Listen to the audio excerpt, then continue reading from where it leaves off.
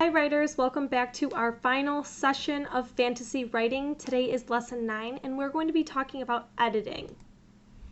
So first off, let's talk about spelling.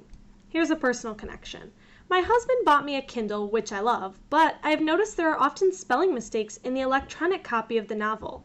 Those spelling mistakes can drive me mad, and sometimes I have to put my Kindle down and walk away for a little while.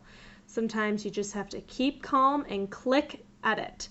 When you are reading a story, the last thing you want to see is a bunch of spelling and grammatical errors because it can make the story so much harder to follow along with. When fantasy writers are editing, we want to pay special attention to spelling. After all, nothing puts a reader out of a story faster than a misspelled word. When readers see a misspelled word, take a look at this funny GIF. We want to make sure all of our spelling is correct, and we also want to make sure that even words we made up are spelled according to conventional rules. Long vowel sounds should be spelled the way we would expect them to be spelled. For example, spelling is just as important as making sure our story has a grasp of reality in its setting or rules. So for instance, we talked in the past about how even though these are fantasy stories, we still want to make sure that they have some sort of aspect of reality so that it's easy to believe.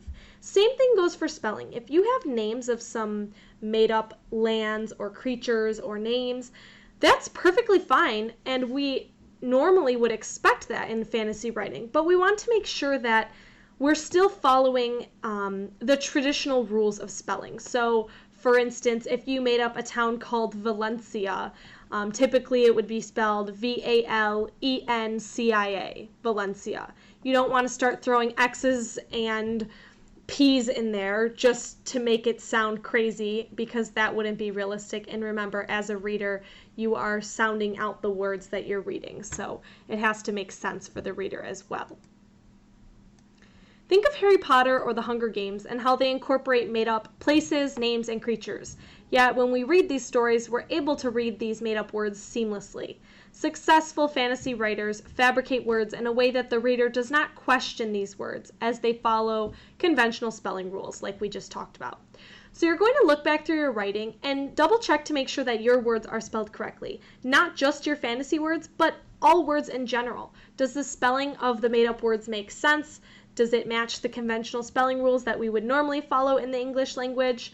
And go through and make sure that all of your other words and phrases are spelled correctly as well.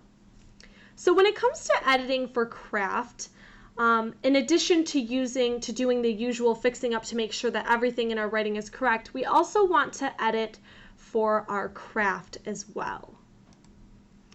What do we mean by that? Well, let's talk about the word cadence. One thing we might consider is cadence, how different speakers will have a different rhythm to the way that they speak.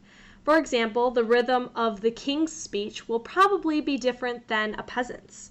We can show that difference in cadence by using different kinds of punctuation.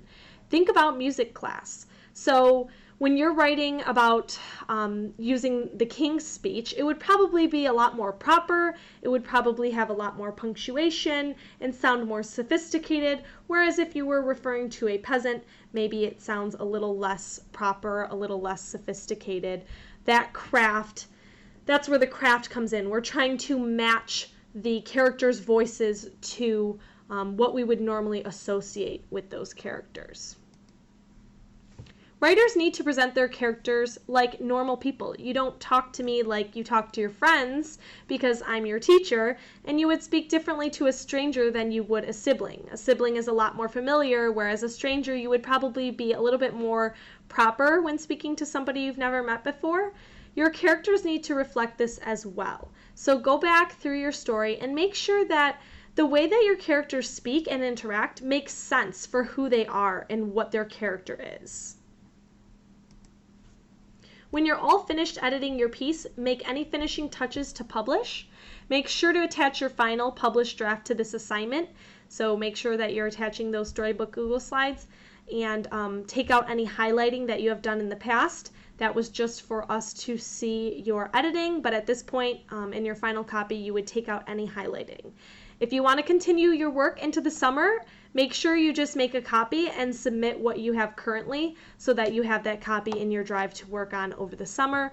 Google Classroom will be available to you all summer so you can keep working on your stories, but just to be safe, I would make a copy.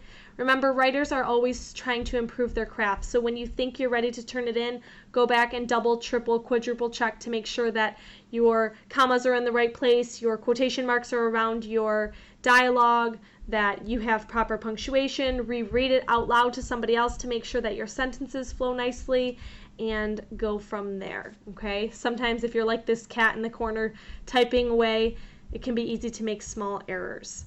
So if you are not finished drafting, that is okay. If you look at the directions, this is the wrong assignment. Let me get out of here and go to your writing. If you look at the directions for this assignment, it actually says on there that we will be grading based on whatever you have finished, and we'll be looking for progress. So edit what you have done so far. If you aren't finished drafting, you can keep writing over the summer and have fun with it, okay? So just make sure that you're going back and doing your detective work to find those errors, and submit what you have when you're finished. We're looking forward to sharing and to reading your stories.